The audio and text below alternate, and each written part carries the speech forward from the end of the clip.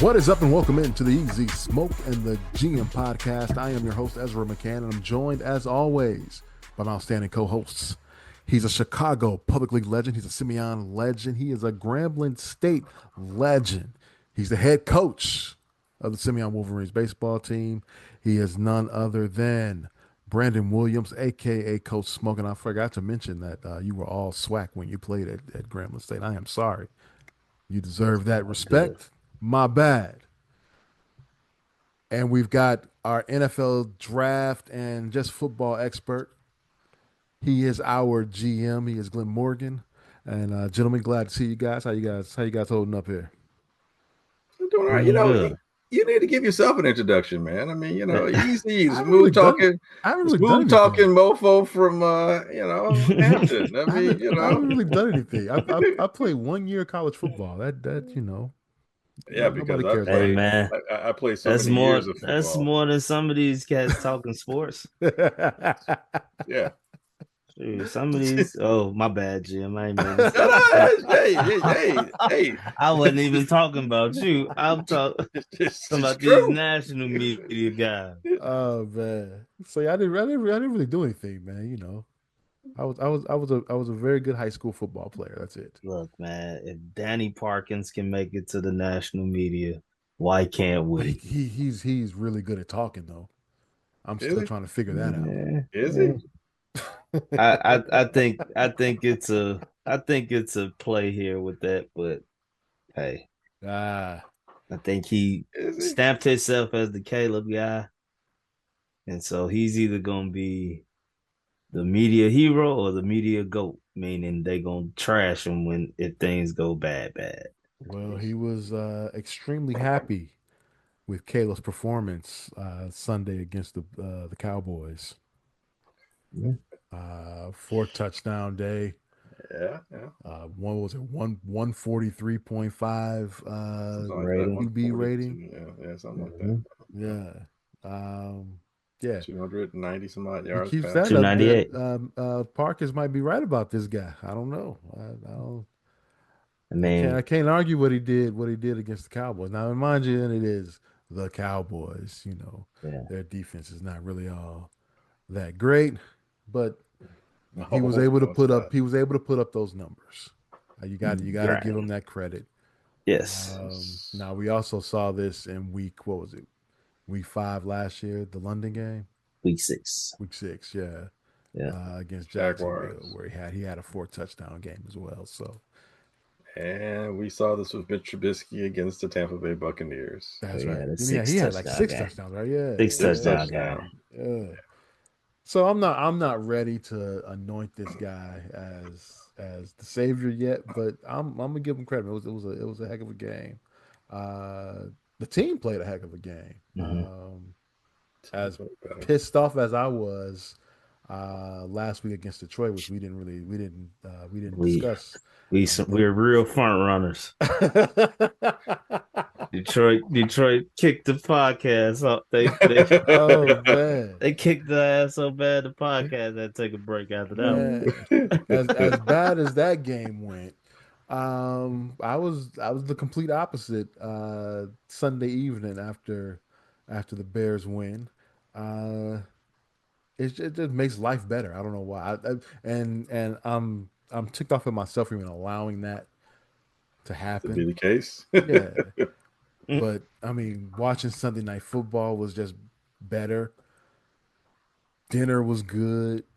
I slept well. It's crazy. I should not let the Bears affect my life like that, but it is what it is. It was the fact that it was September 21st. Yeah. The greatest day in America. By the way, yes, let's wish a belated happy birthday to Coach Smoke. Happy birthday, bro! Happy birthday! It was destined to happen. They didn't want to ruin my birthday, so they say we're gonna go crazy today. No, but it was a great game. I felt it. And I mean, it was very limited. The very beginning, I'm like, oh shit, here we go. We went 3 and out to start the game. Mm-hmm. Yeah, pretty cool. And I'm like, oh, what the hell? And then Tariq Stevenson's play on defense flipped the game. Then with with CD going down, I knew it was going to be hard for the Cowboys. How we were scoring, the Cowboys were still moving the ball, but their drives were so like lengthy, and it was like they couldn't get a big play. I'm like, oh yeah, this just keep scoring. I found myself constantly worried, like because I'm like, okay, we not pulling away. They end up tying the game up. Then it was like, okay, but then we scored before half and all that. But all in all, back to Caleb, that was great to see. I have to give him the credit he deserves because had he not did that versus that Cowboy defense, we'll be having a whole different problem right now. So yes, I know the Cowboy defense stinks, but for him to go out there and execute like he did was amazing. Now, can we stack those games? Can we stack them? Because it was the Cowboys defense. And we saw what Russell Wilson looked like versus the Cowboys defense, and then he got benched after his performance the next week. So, that does worry me a little bit because Russell Wilson threw for 450 versus that Cowboy defense. Like insane. 450 is crazy. As great as Caleb looked, he didn't get close to 450 yards. Like, so, it's like they did. Let's not forget that first drive in the third quarter. That was plays. amazing. They ran the ball like 11 straight times. 11 straight times. 11 straight times. So that took away. I mean, thinking back, the start of the half to the end of that drive. I mean, they ran up 9 minutes. 10 minutes. Yeah, almost 10 minutes of play. I just remember thinking, I was like, oh my, this is the quickest third quarter I've ever experienced. I don't remember the last time the Bears had a 19 play drive. I don't think they've ever had one. I can't remember. Yeah, 15 is few and far in between, but 19 I've never. I don't know that I've ever seen an NFL team with a 19. I can't even do that on a video game. I'm saying, yeah, I've never seen. It's hard to do that. 19 is a lot. Yes, I agree with everything both you guys have said. I think to a degree, you're right. It's a different conversation if Caleb does not have clear success against the Cowboys, which he did. As you guys just alluded to a few moments ago, that 19-play drive, the execution of that, the consistency, that's when you start to see the discipline pay off. That's when the coaching and the players, they're starting to understand one another, and the execution is something that which was been missing and lacking the first two games and previous regimes.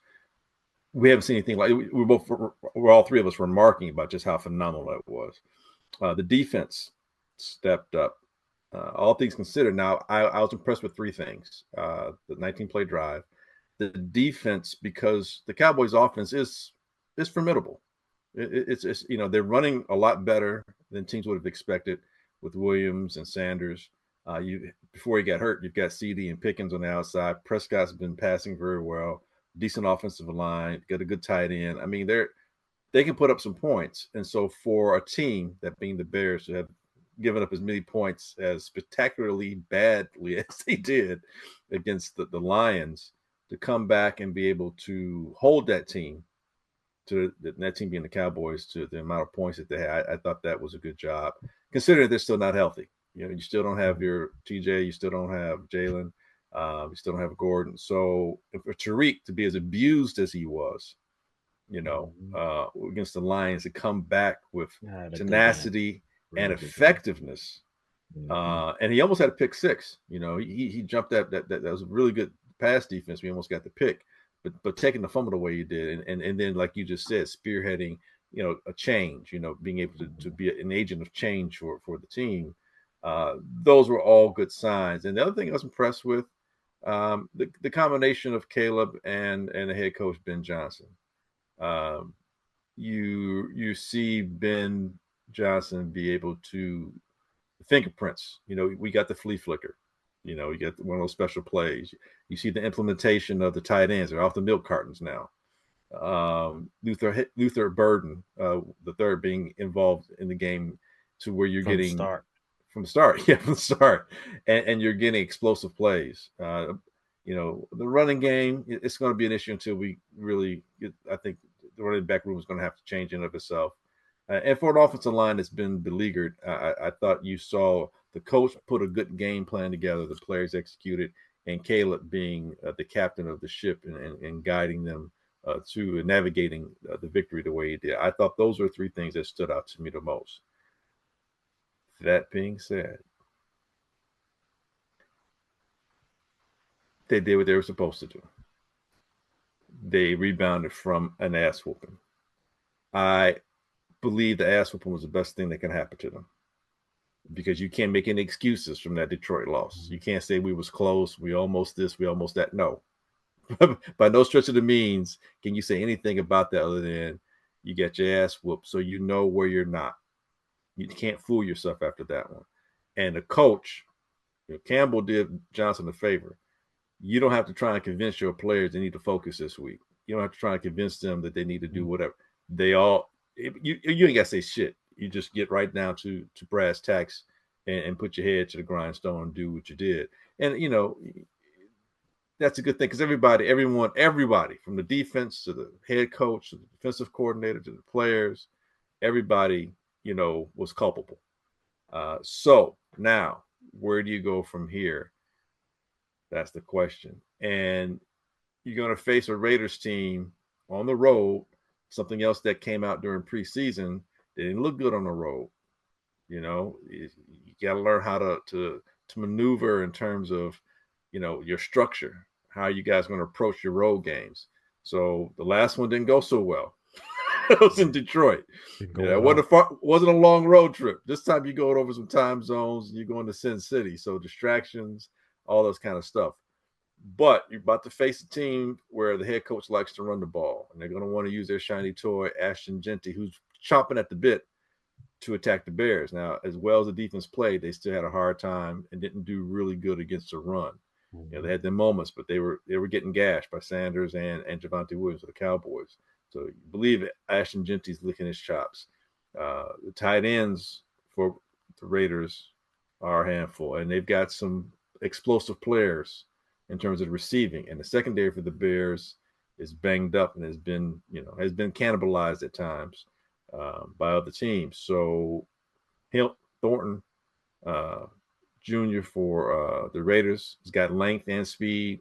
And Trey Tucker just went off last week and got 3 touchdowns and had over 100 plus yards receiving. He's another guy that can stretch you deep. So offensively, they got their hands full. So it'll be a good test, is my point. And once we can stack wins, as you mentioned, to go from 0-2 as bad as it was looking to finish before the bye at 2-2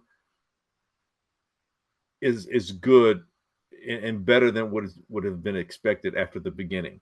I think before the season began, people hoping 3-1, 2-2, depending on, who you lose. Maybe the Detroit line be a loss, blah, blah, blah. But to be 0-2 the way they were 0-2 and to turn that around going into the bye gives you a week to prepare for a Washington team that, is as beatable as anybody else.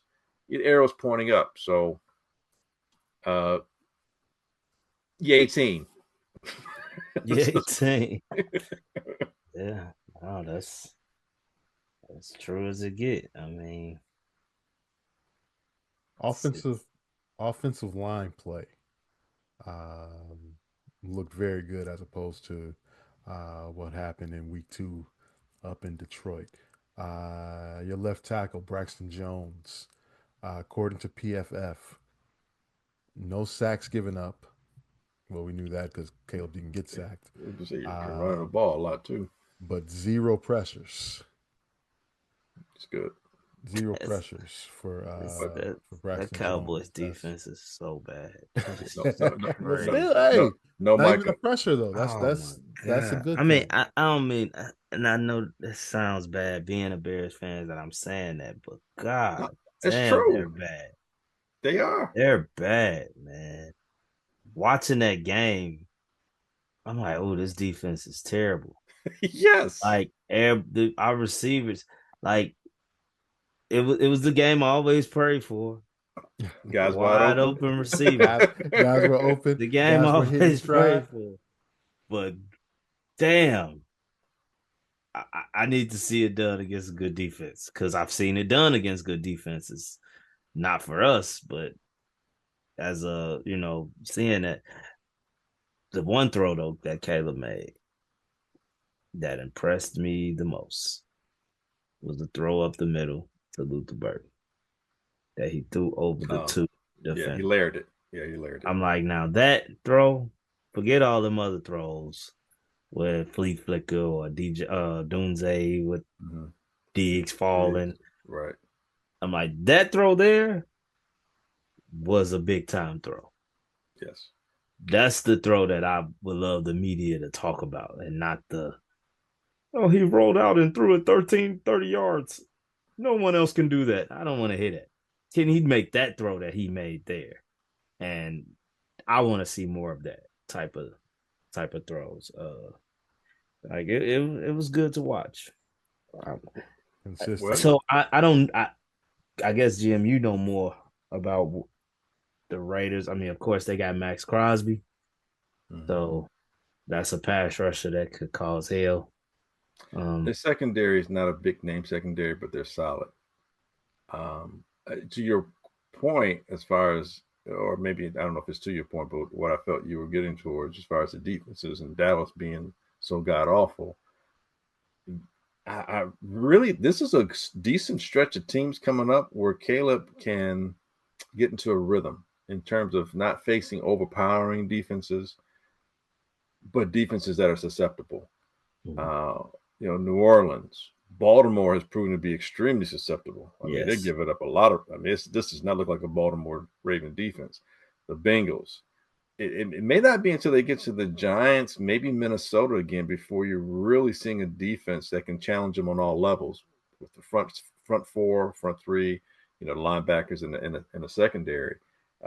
Vegas should be decent in terms of a bit of a pass rush, but I don't think their defense is so impenetrable that it's a good test. It's a good solid test. It'd be something to make what Caleb did last week not seem like it was just against a bad defense. It can add some credibility. But Washington, again, susceptible. The Saints, they're not the same defense. Hell, their defensive coordinator is now our defensive coordinator. The former head coach is now our defensive coordinator. And I just mentioned before, Baltimore struggling. The Bengals haven't had a good defense in a while. And the Giants, who knows what the Giants will look like by early November. So, it could be Minnesota again before you're seeing a defense to really, really challenge you. And then you get into a little bit of a tough stretch with you got Minnesota, Pittsburgh, Philadelphia, Green Bay, Cleveland, and then Green Bay again. So Cleveland. Hey, it's crazy. That's a real defense. I told y'all. Let's see them people on the road. Yeah. Before we crown them.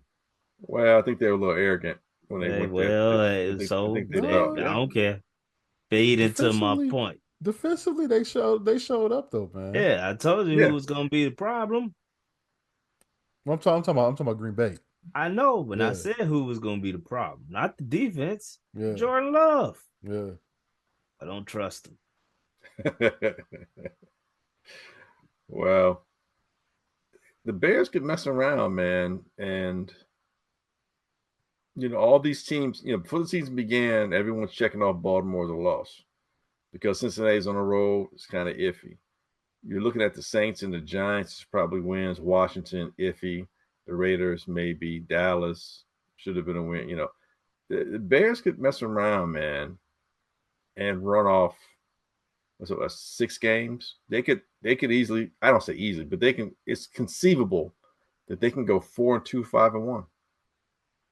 Gotta see how it looks next. I gotta see how it looks Sunday. Oh yeah, a lot. Because I mean, keep in mind as I say that, over the next 6 games, 4 of those are on the road. Be careful So, doing that. Remember last year, yeah. I said 7-2 going into the second half. Well, that's why I said conceivable. I mean, but they have a shot. And here's the thing too. Hopefully some guys are getting better. Hopefully you have a situation where the running game evolves a little bit more. Monangai maybe gets involved a bit more. Maybe the Bears get another running back to help Swift out. Whatever the case might be. And you never know how those other teams are going to be either with attrition. So, but it's conceivable.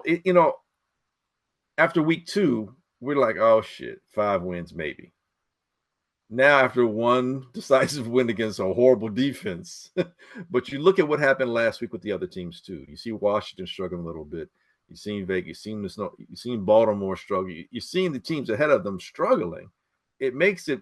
It was a congregation towards the means. It's they're falling back to where we thought the Bears are moving up a little bit. So it's very, very quite possible that you can see the Bears to go 4-2. I mean, you're looking at a 5-14. First time. Yeah, I mean, it's a long season. We're just beginning, but it's possible, man. It's conceivable.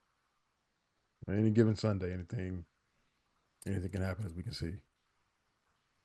Because that 52, what was it? What was the final score in Detroit? 50-14 or something like that. 52-21. 21. Yeah. I just at that point right there, I knew we weren't winning another game. I was like, there's no way. There's no way. Dallas just won a shootout. How are we gonna hang with Dallas? So right. So yeah, hey, any given Sunday, man, you never. I knew we would hang with know. them. I just didn't think we'd stop them. Right. And that's what I'm saying. Right. The bounce back for the defense. That's as much as we question, Caleb and the offense's success against a really bad Cowboy defense. On the flip side, you got to look at how beleaguered our defense was. It went up against a pretty good offense. CeeDee Lamb injury aside, they weren't still blowing the Bears off. Weren't blowing the Bears. It wasn't like you thought at any point in time that the Bears weren't going to be able to answer back. You know what I'm saying? Or get a stop here or there. So, and again, Penei Sewell's all over the field. I mean, Edmonds had a couple of picks that game. He's all over the field. So. And that's another thing we have to remember too, man. As much as the focus is on this offense, and because it's been forever when the Bears ever gonna have an offense, the assumption is the defense is always going to be good, and they weren't. They haven't been. But again, it's a new coordinator. These guys are learning how to replay, or not replay. They're learning how to play alongside one another differently. And I think some of that game with Detroit, we didn't really get into it, but I think there's a lot of miscommunication. I think that comes from assumption. Some of these guys have played alongside one another for at least maybe 2 seasons, 1 to 2 seasons. And when you're in that defense, you get used to it. And now you have a new calls and new assignments, and you may, defer or not defer, but you may kind of, go back to the defense how you used to play. So you're assuming your teammate's going to be right next to you because that's where they've always been when this type of play happens. But they have a different assignment now, or he gets confused and no one's talking, or they're reacting and responding lately because there's an assumption involved. And you see Jameson Williams go past you, past 3 defensive backs on a bomb. You see, St. Brown tearing you up. You see Goff picking you apart because they know what they're doing, and they've got new coordinators, but the coordinators are just kind of doing, re-emphasizing what they've been doing. Right. These guys there. He was already there. Yeah, they were already there. So it's like the same thing, but there's tweaks. It's not like a whole change. And these guys, mean the Lions, they've all played together alongside one another for 3-4. Some of these guys maybe even 3 to 5 years. So they were good. The Bears are like, what, who, how, what, where, when, and why.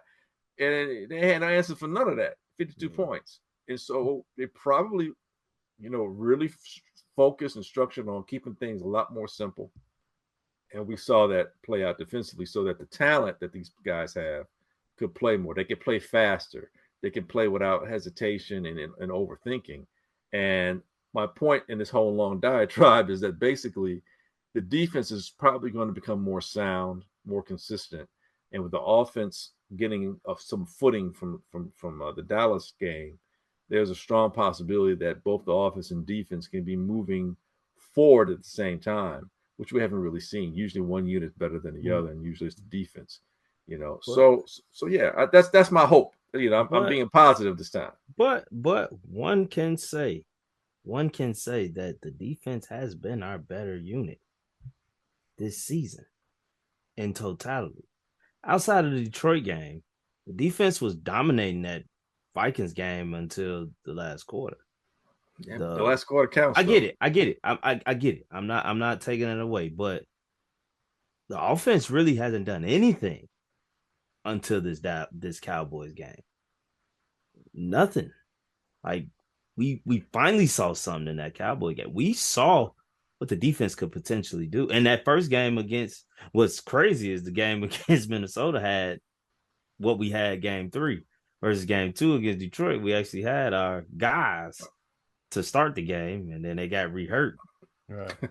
Because we was getting our brains kicked in. But like, I mean, the defense had, like, outside of that game, to me, was playing.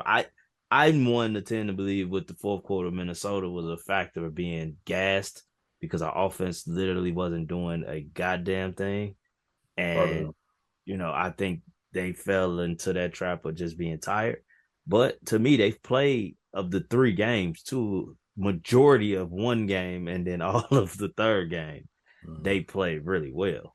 I mean, so we should see. We should see. I mean, that was a rookie quarterback that they faced. And I just think now we see that Detroit is really goddamn good, man. Yeah, they showed out really goddamn good. Like, I truly feel, I do believe in Green Bay defense. I do believe in their defense, but I do also think the factor of being hyped up off getting Michael Parsons, that being such a big move, that Detroit ran into a trap. Like, you ain't winning this game today, people. Like, it's over with. And historically, they don't play well in Green Bay. Right. Yeah. Like, so like, I'm like a lot of people left that game thinking, I mean, on schedule, oh man, do they miss Ben Johnson? Now, because people were talking about, did they let the wrong coordinator go? The guy that went to the Jets versus who they still got. Now, don't nobody, the Jets offense is, I mean, but I mean, dude, is the game against us and then the game against Baltimore. Shit, dude might be in line for a job next year if they keep that up. So I'm like, that Detroit team is just really good still. Like, let's not get it twisted. Yeah, the talent is definitely there. And I was just looking at some of these records. Right now, the NFL's got a lot of bad teams. Like 15 teams have one win or less. That's that damn. It's only 32 teams. It's damn near half the league. Shit, is that bad, or is that just parity throughout? No, I think it's bad. I think it's bad because I don't think it's parity. No, I think it's bad because Miami's a bad team. No, Miami's a bad team. Miami's a bad team. Tennessee is new in terms of head coach, rookie quarterback. They're not good. The Giants are not good on offense yet. Houston is someone we didn't expect to. They look a lot worse because there's no offensive line. Defense is really good. Offensive line is trash. And so Stroud can't do anything. They can't run the ball. It's a follow from last year, though. They weren't that good. Right, but they made the playoffs last year. They look even worse now. I would say there are I think Buffalo, maybe throw the Chargers in there, Philly, obviously, Though they haven't really looked great. They never look great. They didn't look great most of last year. They just gonna win when it matters. Right. San Francisco's a pretender. They're Yes. getting Yeah. by. I Um, think Tampa's a pretender. I think Tampa I is. don't like Tampa at all. I think I, Tampa's a I I like. think they're scary, but they're not gonna But I say that to say it's those three teams I named. Maybe even Detroit, two, Green Bay. maybe it's just Detroit. Yeah, Detroit. Detroit and Green Bay. So four Buffalo. teams. Right. I said Five. Buffalo, Five. and I put the Chargers in there. Well, here's a team that you're not really talking about that is And it's the a Rams. really I mean, the they play Philly well. They I don't know if they scare me. sure do. They've only lost 3 games like at the last like what 14 or 15, and it's like And who all was three one was of to those Philly. losses? and No, only all three of those was Philly. I They about lost to to the say Bears. that was in the beginning of And that was in the beginning. I said like the last 12 or so games. No, I no, would go about that. I'm just But saying. the team you're not including that, and I'm gonna give myself, we'll see what happens. I'm gonna give myself a little pat on the back because I picked this team to win that division. It's the Colts. Colts are solid. Yeah. And I know no one believes in Daniel Jones, but this is where again coaching matters. What I say last year, I said Sam Darnold was going to be a lot better than people expect. Minnesota's going to be a problem. You just tripping, like, dude. You have to look and see who's coaching who and how their skill set matches up with what the coach does. And that's the same coach, James Steichen, same guy that was the offense coordinator for Jalen Hurts. Jalen's a nice quarterback, but he's not. Don't confuse him with a passer. He's a thrower. He can throw some nice passes, but he's not that passing guy yet. It's just not, and that's fine. But when you can utilize the things he does, so he don't have to have him passing 30, 40 times a game, but he can be effective and efficient in the 20 to 25 times he passes, and the offense is running, he's executing the offense, blah, blah, blah. You get the best out of him. Daniel Jones isn't some guy's going to pick you apart, but he's a heck of an athlete. He's got a good arm. And when you don't ask him to do too much and he can execute the offense, they got one of the best offensive lines. They got one of the top 5 running backs in the league. They've got a cadre of wide receivers with speed, height, length, decent tight. Now they got a heck of a tight end. And then you look at the defense, it's a no-name defense because it's Indianapolis and they don't have a superstar on defense, but they're solid. There's no great weakness. They can rush the passer. They can play the run. They're pretty good in coverage. That team is, I'm not saying that's a Super Bowl team, but that's a team that's going to be in the playoffs. It might have home field advantage, and you never know. It can make a difference in 1 or 2 games in the playoffs. But I agree with you. Tampa Bay, too many close games early on. It's a recipe for not being sustainable when you need to win it. As a seed, in a playoff, we got to win 2 or 3 in a row. You're beating these teams who aren't necessarily great teams yet, and you're barely beating them. So yeah, man, and the Bengals are, they ain't gonna be nothing because Burrow's gone, so they're gonna fall off. So yeah, man, it's not a lot of really good. Even Pittsburgh hasn't been really super impressive, and they're an older team. Were we expecting that? I was expecting them to be a solid team. I expected them to probably make the playoffs because of the head coach, because they got some additional talent on offense and defense, but they're an old aging team. They need their health to be effective. And right now, their defense isn't even looking like how they looked traditionally. So, yeah, it's a lot of bad teams in the NFL, man. I think my point, what I was trying to make earlier, was that you got these, you. 5 So really good teams. I think everybody else is basically I think, yeah, I get together. what you're saying. Yeah, I think we yeah. took when you said parity that it was everyone is pretty much No, I'm saying that. up here, but it's a lot of teams that are at the same level. They Yeah, are just bad. yeah. They're not that good. I We think have a lot that's of what we're bad teams.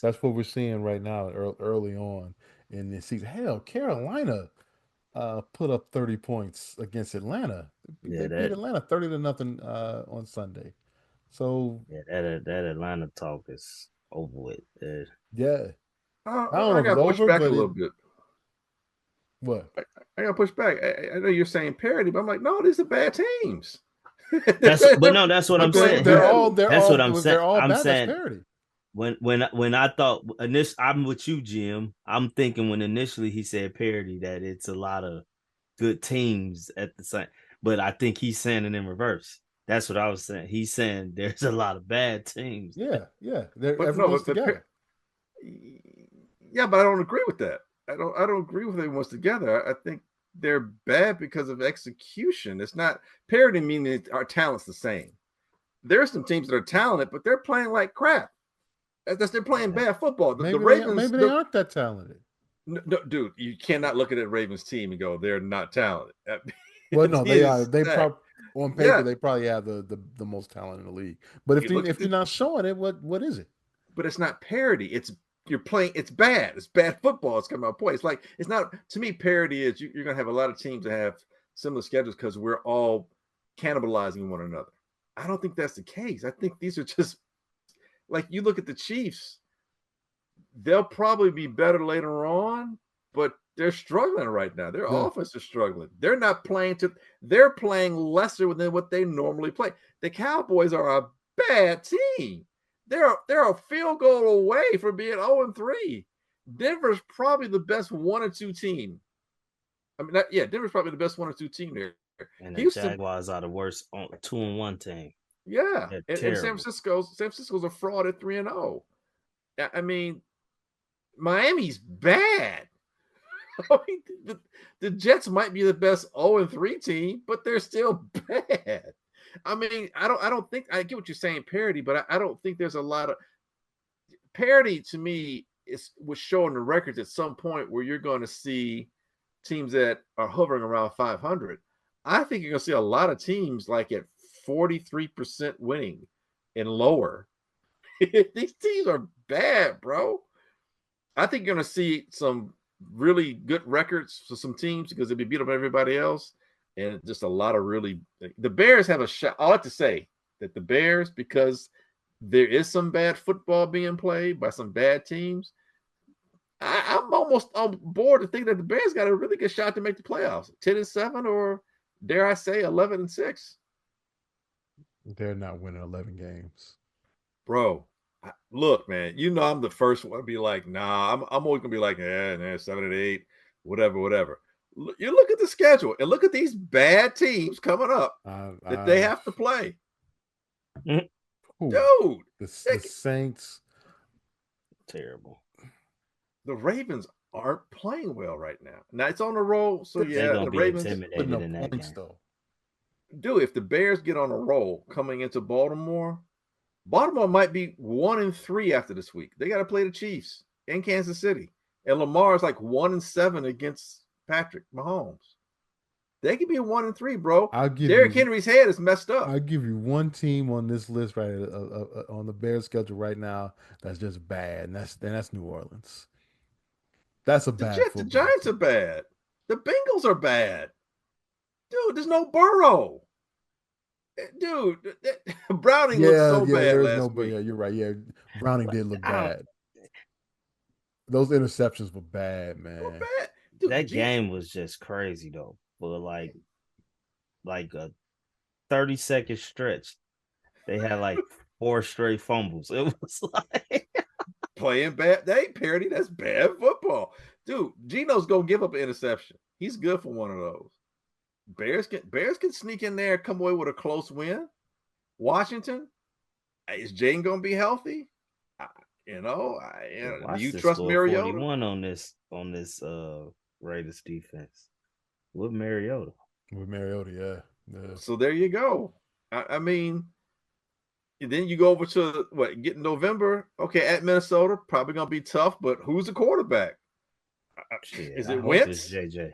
Is it JJ? Is it Wentz? I hope it's JJ. I kind of hope it's JJ too. Could this be a reemergence of or what do you call it? A revitalization of Carson Wentz. Carson Wentz's career here. Well, he's with the right team and the right coach. If anybody's gonna get you right, it's gonna be O'Connell. He gonna be Cooper Rush. Andy Dalton type quarterback. He Dude. ain't finna do what Sam Darnold did. I can tell you that. Okay, maybe. Dude, Pittsburgh, that's going to be here in Chicago. Their defense isn't what it used to be. Philly's probably, yeah, Philly at Green Bay, probably going to be extremely tough games. But we owe Green Bay, in more ways than one. See what happens. I'm just glad that Eagles game is not on Thanksgiving. Well, what's on Black Friday? It's on Black just Friday. As bad. No, it's not. No, Thanksgiving. That just would have made Lost. just the entire Thanksgiving meal just awful. I'm good on that. So thank you for the Black Friday. I appreciate that. You get Detroit here in January. They might not be the same team in the cold.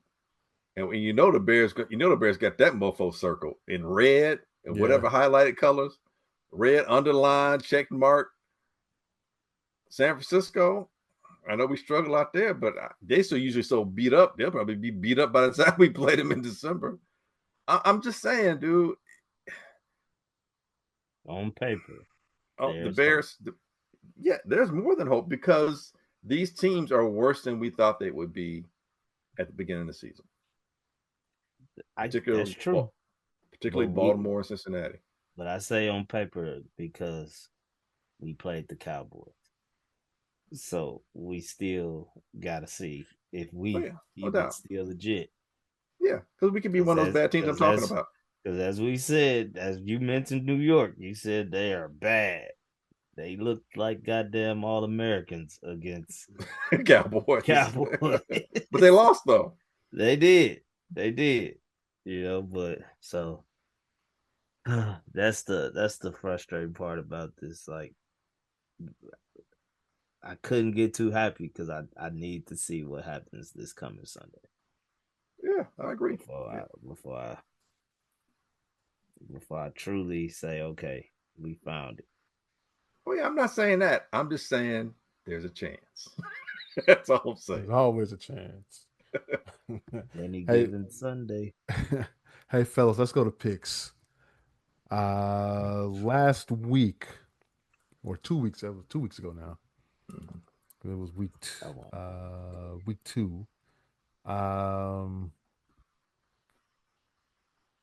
Glenn and myself, we went 2-1. And then Smoke, you went 1-2. So we all 3-3. You guys are 3-3. Yeah, we're all 3-3. We're all 3-3.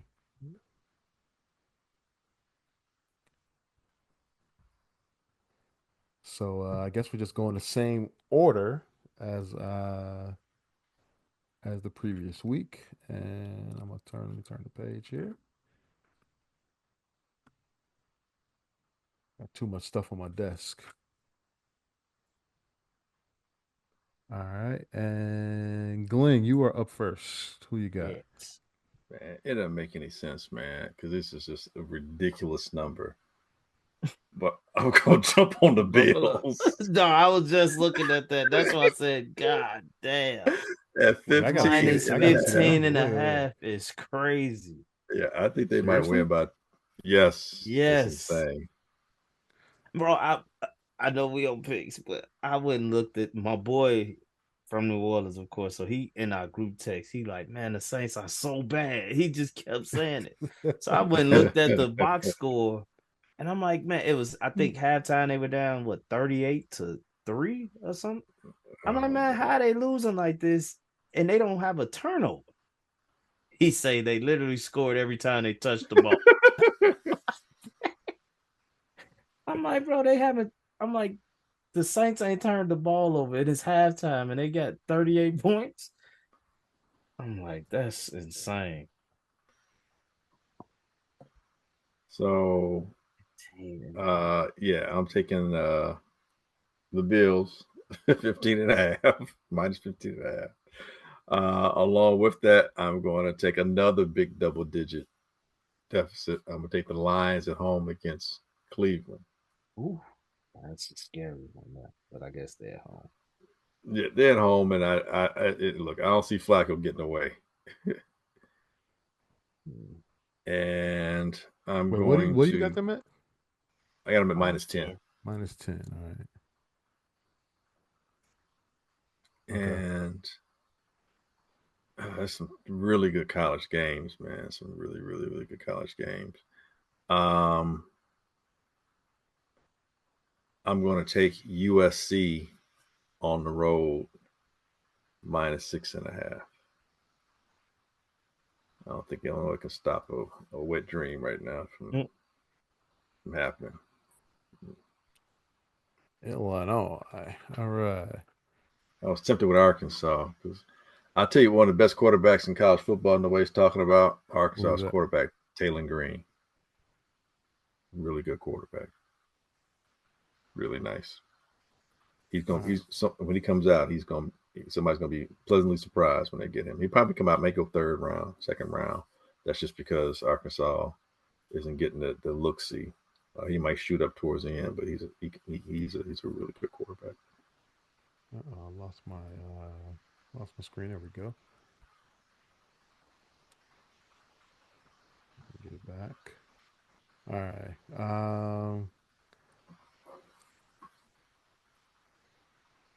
Notre Dame and Arkansas. That's gonna be a good game. Mm-hmm.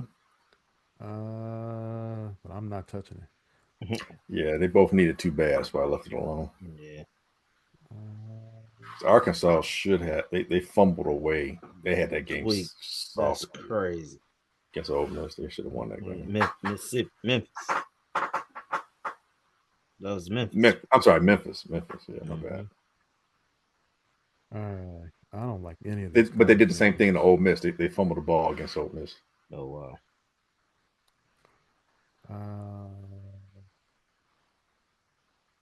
I don't like any of these college games.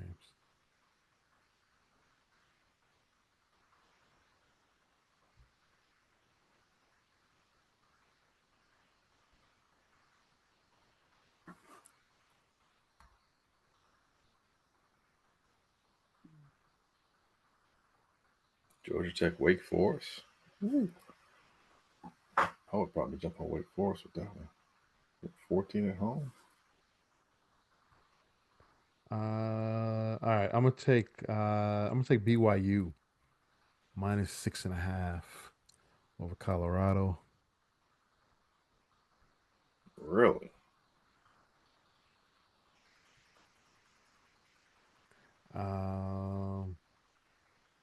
Let's go to the NFL and get out of this college world. Out of the college world. You like Indiana at Iowa? No, I don't like that game at all. Not at all. Northwestern, they're finally favored to be somebody against UCLA. Definitely don't like that. I know. Ian Maliava is trying to get in the portal. Mid-season. Mid-season? Wild as hell.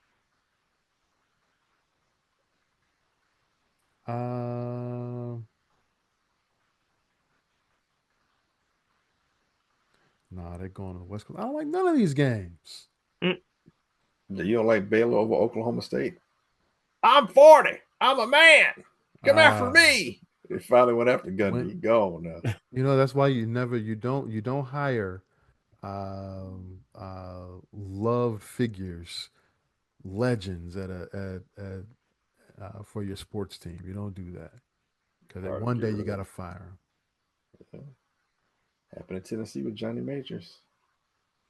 One day you're gonna have to fire. Ooh, I don't like none of these games, man. I'm gonna take the Broncos -7.5.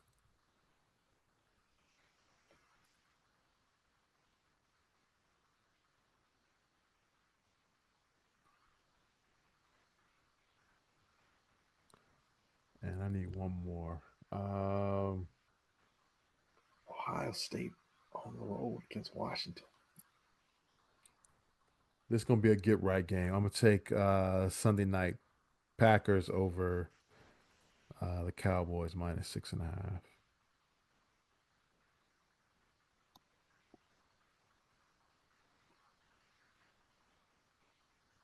Large lines. All right, Smoke, who you got? I'm gonna go Jets plus 2.5. Miami. I'm also gonna do Green Bay minus 6.5. And Tennessee, Mississippi State. And I'm gonna go Mississippi State's undefeated, right? Yeah. Chargers. What was it? Yeah, Chargers minus 6.5 versus the Giants. I thought about that one. All right. That'll do it. Coach Smoke, Simeon Kenwood week, baby. Yeah. Big game. Big game. I'm gonna take the Broncos. No doubt about it. Not a bias picked at all. Leo won America's Got Talent. Did they really? Good for them. Oh no, they took fourth place. Okay. Even that still, sounds about right. Even still, that's good. Yeah, it's a great story. Yeah, got to give it up to them, the Leo Lions. That's gonna do it for this week's edition of the Easy Smoke and the GM podcast. Glenn, you guys got a game with your brother Rice Crusaders. Got Mount Carmel coming up. Hey, my guy CJ Gray. Sounds like a wager. That's the QB. Yes, I coached QB at him Rice at 14U. Okay. No, he's the QB at Rice. Yeah, at Rice. At Rice. Yeah. So I got. Now that I think about it, I got CJ and Braden Parks at Rice, and then I got Braden Jones at Carmel. Okay. Sounds like a wager. we got a hey, it's either a Portillo sandwich or have you ever been to Wojo's? No, what's Wojo's? It's right across the street from Brother Rice. They have specialty burgers. You can get you like an ostrich burger. Really? Yeah, you can get like a boar. You could get buffalo, obviously. A couple other like exotic types. The Wojo's is like a staple, bro. It's been there for a minute. There was a spot back in the day on Hop House. Hop House, yeah, on Franklin and Erie. Yeah, that I love that used place. to do those. I did the ostrich. I did the wild boar. Yep. I did something else that was. I did kangaroo. Did you really? Which actually wasn't bad. Of all of them, I think I think the wild boar was the one. The least, yeah. Yeah, that was. But no, that tastes different. Gamey. Yeah. Too gamey. Yeah. Okay. But the rest were pretty good. See, I'll do that. We could do that. Wojo's. All right, cool. GM, go ahead, buy it. I like Rice right now, but what Carmel got over there is cheating. They said, man, the Sun-Times high school writer, what's his name? Michael O'Brien. Mike O'Brien. He said it's the best team in the history of Illinois high school football. That team ain't right, dog. He ain't never seen no East St. Louis squad. That's all I'm saying. That could be said. I'm just telling you what he said. I'm just telling you what he said, man. They cheating over there, man. That's going to do it for this week's edition of the Easy Smoke and the GM podcast. I want to thank everyone for listening. We greatly appreciate it. You can catch our podcast at Apple Podcasts, Google, Spotify, iHeartRadio, Amazon, or wherever you find your favorite podcast.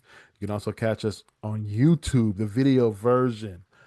Go to HP53 Production, search for that on YouTube, and you will find our podcast and the Super Duper podcast hosted by Rob Griggs. Yo, Glenn. Yep. Please take us out. Hey, like we always say here, Easy Smoking the Gym. We ain't saying we're right. Just don't think we're wrong. Yeah, we'll catch you next week after the Bears win, hopefully.